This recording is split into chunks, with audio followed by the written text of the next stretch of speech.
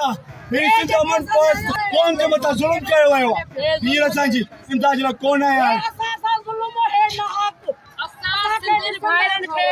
तमाम सिंध कौम परस्तन के मीडिया के जरिए पैगाम ॾियणु चाहियूं त हिन हुकुमराननि खे वोट ॾियणु बंदि करे छॾनि ऐं वोट न ॾियनि पूरनि सिंध वासियुनि खे सिंध जे वारसनि खे तमाम सिंध धरतीअ रहण वारनि खे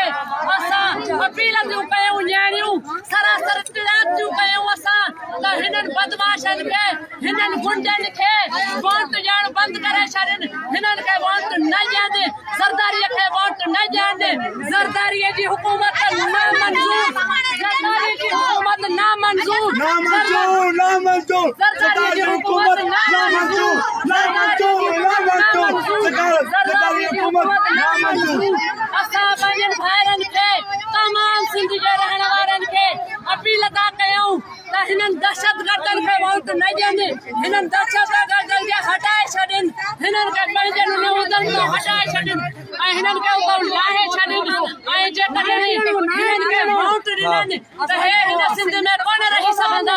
हिन सिंध जा वारस कोन थी सघंदा हिन सिंध ते कोन हुकूमत करे सघंदा असां हिननि खे पैगाम था ॾियूं सिंध वासियुनि खे सिंध वारसनि खे हिननि दहशतगर्द अथव ही मालिक कान अथव हे लुटेरा अथव हे ठग अथव हिननि खे पंहिंजो वोट ॾियणु बंदि कयो हिननि खे वोट ॾियण जी का ज़रूरत कान्हे जिन खे तव्हां वोट ॾेई ऐं पंहिंजी ताक़त ॾेई पंहिंजी कुवत ॾेई जिन खे तव्हां मथे आंदो आहे ऐं जिन खे तव्हां मथे चाढ़ियो था उन्हनि जो हे कसूं आहे ऐं उन्हनि जूं गोलियूं आहिनि ऐं उन्हनि जो ज़ुल्म आहे असां नियाणियुनि जे मथां सिंधियुनि भेनरुनि जे मथां तव्हांजनि जे मथां